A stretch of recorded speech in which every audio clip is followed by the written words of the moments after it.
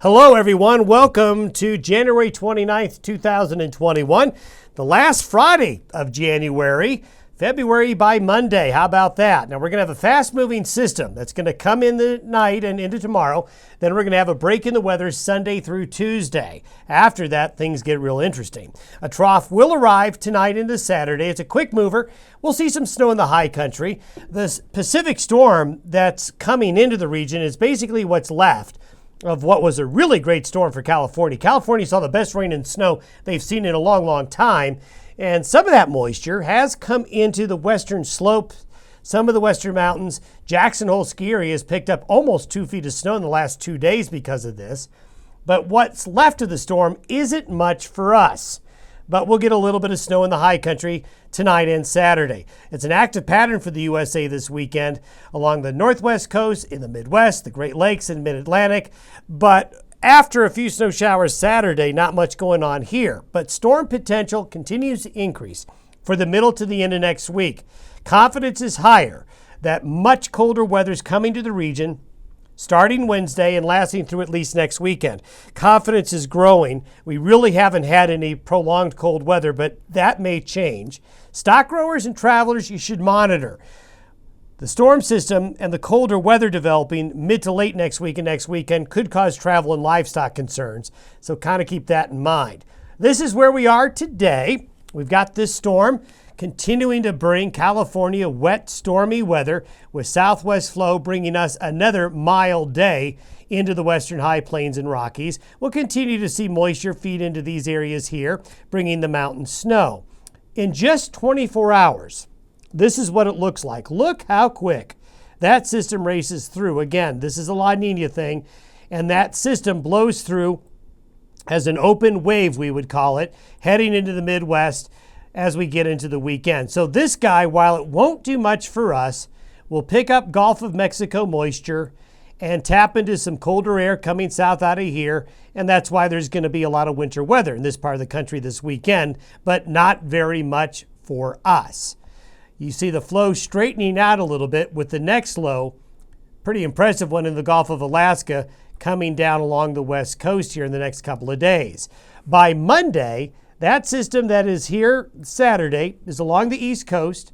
We have a nice broad area of high pressure, so nice weather. If you need to travel, do something outside Sunday, Monday into Tuesday, there's a great opportunity there to take care of things because this guy here is going to be the big weather maker going forward. By Wednesday night into Thursday morning, that system there becomes what we call a four corners low. And for folks who have lived around here for a while, you know that when you set up an upper level low in the four corners area, this opens the door to two things. It allows cold air to slip out of Canada. It allows a surface wind to come up from the south, bringing higher humidity air, just basically able to draw up some water in the atmosphere up from the south and east. So this is always a good placement for an upper low. That's why it's so critical for the placements of these upper lows to be big weather makers for the Rocky Mountain West and the Western High Plains. So by Wednesday night into Thursday morning, that West Coast storm becomes a little bit something more, well, potentially potent. We got this little wave here. We've got a nice wave of high pressure in the eastern Pacific in the right position, and we've got that high in the southeastern United States. This system right here will drop southeast. It's called Henry's rule, that when another system comes in, it kicks out this system. So this is a well-placed wave to kick this system northeast. So I'm drawing a lot here on the map, but what I'm showing you is what you like to see if you're going to see a front range storm come together. However, the models always disagree, and we're still talking about something that's 5 or 6 days away. So you got to take this with a grain of salt. So let's compare the models. There's a big difference, but the differences are much less than they were yesterday. This is the European model showing the four corners low, and this is the American model.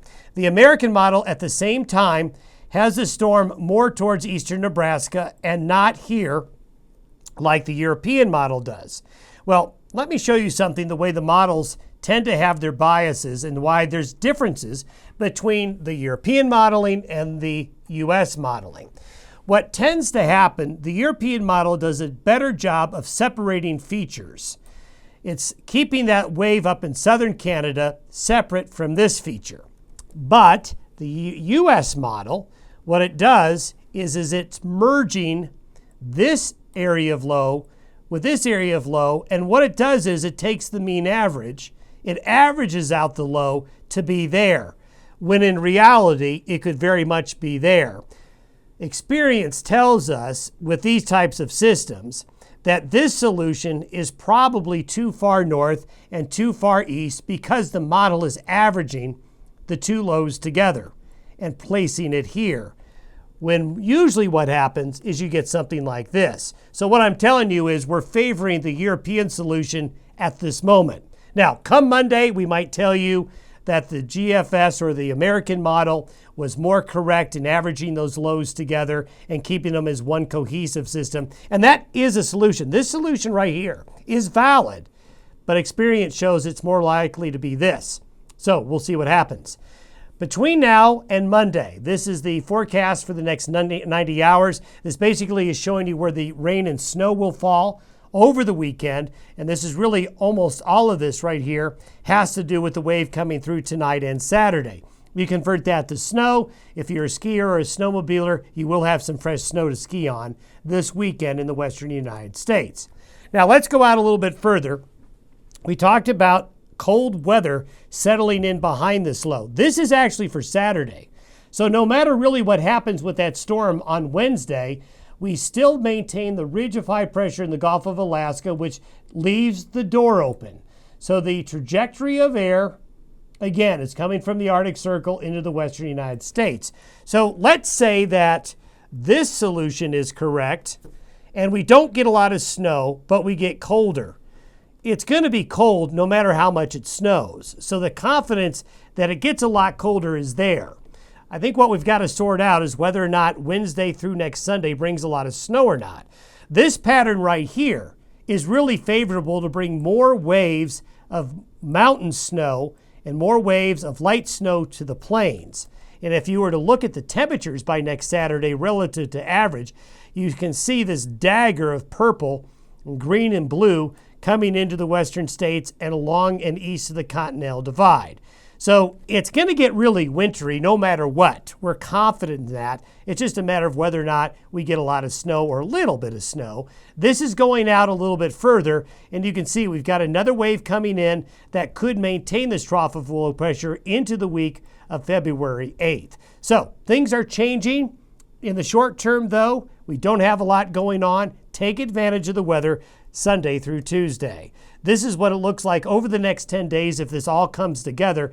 This is from the European model. Again, this is for display purposes only. Don't take this verbatim. It's a computer model.